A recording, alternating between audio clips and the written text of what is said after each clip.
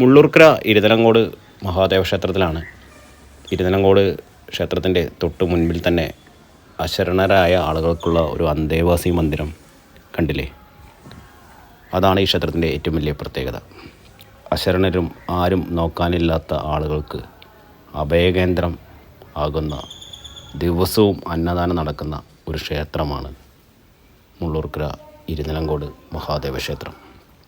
എന്നെ ഊട്ടിയില്ലെങ്കിലും എൻ്റെ ഭക്തരെ ഊട്ടണം എന്നുള്ളതാണത്രേ ദേവഹിതം. എത്ര മനോഹരമായ ആചാരവും അനുഷ്ഠാനവുമാണ് ഈ ക്ഷേത്രത്തിൽ ഉള്ളത്. എല്ലാ ക്ഷേത്രങ്ങളും ഇതുപോലെ ആയാൽ എത്ര നന്നായിരുന്നു എന്ന് നമുക്ക് തോന്നിപ്പോകും. മലമുകളിലേക്കുള്ള യാത്രയാണ്. അവിടെയാണ് മുനിയറ ഉള്ളത്. ഈ ക്ഷേത്രം ദർശിക്കുന്നതോടൊപ്പം തന്നെ മലമുകളിലെ മുനിയറ കൂടി ദർശിക്കണം, എന്നാലാണ് ക്ഷേത്ര ദർശനം പൂർണ്ണമാകൂ എന്ന് താഴെ ബോർഡിൽ എഴുതി വച്ചിട്ടുണ്ട്. ദക്ഷിണാമൂർത്തിയാണ് പ്രതിഷ്ഠ. ആ നാട്ടിലുണ്ടാകുന്ന ചേമ്പ്, ചേന, കിഴങ്ങ് വർഗ്ഗങ്ങൾ എല്ലാം ഇവിടെ നിവേദിക്കാറുണ്ടത്രേ. ആദ്യകാലങ്ങളിൽ ഭക്തർ തന്നെ നേരിട്ടാണ് നിവേദിച്ചിരുന്നത്. നമസ്കാരം. ഇരുതലങ്കോട് മഹാദേവ ക്ഷേത്രത്തിലാണ് ഇന്ന് വന്നിട്ടുള്ളത്.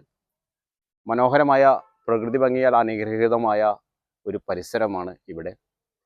ഈ ക്ഷേത്രം സന്ദർശിക്കുമ്പോൾ അവിടെ എഴുതി വച്ചിട്ടുണ്ട്, മലമുകളിലെ മുനിയറ കൂടി നമ്മൾ ഭക്തർ സന്ദർശിക്കണം എന്ന്. 7ഓളം മുനിയറകൾ മുമ്പ് ഉണ്ടായിരുന്നതായി പറഞ്ഞു കേട്ടിട്ടുണ്ട്. ഇപ്പോൾ എത്രത്തോളം ഉണ്ട് എന്നറിയില്ല. എന്നാലും മുനിയറയ്ക്ക് ദൂരം 400 മീറ്റർ എന്നൊരു ബോർഡ് വെച്ചിട്ടുണ്ട്. മുകളിലേക്ക് നമുക്ക് പോയി നോക്കാം. പണ്ട് മുനികൾ ഇവിടെ തപം ചെയ്തിരുന്നതായും അത്തരം മുനികൾ ഇവിടെ താമസിച്ചിരുന്നതായും കഥകൾ പറഞ്ഞു കേട്ടിട്ടുണ്ട്. അതായിരിക്കാം മുനിയറ എന്ന സങ്കല്പത്തിൻ്റെ അടിസ്ഥാനം. നമുക്ക് എന്തായാലും കാഴ്ചകൾ കാണാം. മനോഹരമായ ഈ ക്ഷേത്രത്തിൻ്റെ ഐതിഹ്യം ഇങ്ങനെയാണ്. 300 വർഷങ്ങൾക്ക് മുമ്പ് ജോലിക്കാരി ആയ സ്ത്രീ പുല്ലരിയാൻ വന്നപ്പോൾ ഇവിടുത്തെ ഗുഹയിൽ അരിവാൾ ഉരച്ച് മൂർച്ച കൂട്ടിയപ്പോൾ രക്തം പോലെ ഒരു ദ്രാവകം കല്ലിൽ നിന്ന് വന്നുവെന്നും അവർ ഭയചകിതയായി നിലവിളിച്ച് ആളുകളെ കൂട്ടി ആ പ്രദേശം പരിശോധിച്ചപ്പോൾ ഒരു ചൈതന്യവും അമാനുഷികപരമായ ശക്തിയും അവിടെ കൂടിയ ആളുകൾക്കും അവർക്കും ബോധ്യപ്പെട്ടുവെന്നും തുടർന്ന് അവിടെ നിന്നാണ് ഈ മനോഹരമായ ക്ഷേത്രം ഉത്ഭവിച്ചത് എന്നുമാണ് പറഞ്ഞു കേൾക്കുന്നത്. മഴത്തുള്ളികൾ പാറക്കെട്ടുകൾക്കിടയിൽ ചില ചിത്രങ്ങൾ വരച്ചിരിക്കുന്നു. പ്രകൃതിയുടെ മനോഹരമായ ചിത്രങ്ങൾ. മുനിയറ നമുക്ക് കാണാൻ കഴിയുന്നത്. മല പാറക്കെട്ടുകൾ നമ്മൾ കയറി വന്നു കഴിഞ്ഞാൽ ഇവിടെ കുറച്ച് സമതലമായ പ്രദേശമാണ്. ഇവിടുന്ന് നമുക്ക് നല്ല സൂര്യ അസ്തമയം കാണാൻ സാധിക്കും. ഏറ്റവും ഉയരമുള്ള മലയുടെ മുകൾ ഭാഗമാണ് ഇവിടെ ഉള്ളത്. ആടുകളൊക്കെ മേഞ്ഞ് വരുന്നുണ്ട് കാടുകളിൽ നിന്ന്.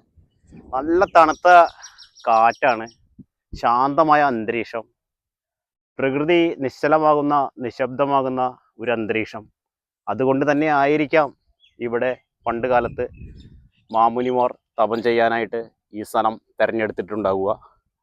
അതിൻ്റെ ഓർമ്മ എന്ന നിലയ്ക്ക് തന്നെ ആയിരിക്കാം ഇന്നും ഒരു മുനിയറ നമുക്കവിടെ കാണാൻ സാധിക്കുന്നുണ്ട്. കല്ലുകൾ അടക്കി വെച്ചിട്ടുള്ള ചെറിയ ഗുഹാ സങ്കല്പങ്ങൾ, ക്ഷേത്രങ്ങൾ എന്നും വേണമെങ്കിലും പറയാം. ചിലതിലെല്ലാം വിഗ്രഹങ്ങളും കാണാൻ സാധിച്ചു. ഇതാണ് മുനിയറ. പാറയുടെ ഏറ്റവും മുകളിലാണ് ഈ മുനിയറ കാണുന്നത്.